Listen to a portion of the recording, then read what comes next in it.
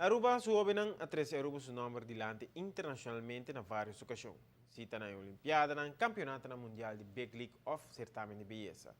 Aruba su nombre sempre a queda destacar, pero nunca no se llega a escuchar una denominación para un Oscar para Aruba. El último año, el productor de película arubiano, Joe Enríquez, a forma parte de la producción de la película Day One, que actualmente está nominada por un premio Oscar, y nuestro colega de 15 on 15, Daniela Piazzi, tiene más historia aquí.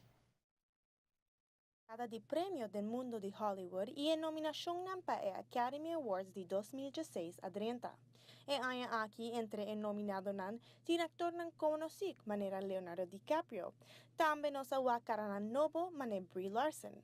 Durante la noche aquí, mejor película en día haya tawardo premiada en diferentes categorías, entre otros mejor actriz, mejor director y el premio más grande de la noche también para la mejor película de haya. Para la categoría de Best Live Action Film, la película Day One de Henry Hughes a calificar como un nominado. La película te cuenta la historia de la guerra en Afganistán. En 2005, la película aquí awardo presentada na Aruba International Film Festival y a haya hopi atención. Estudiante arubiano de New York University, Joe Enríquez, ajunga un rol crucial en la película.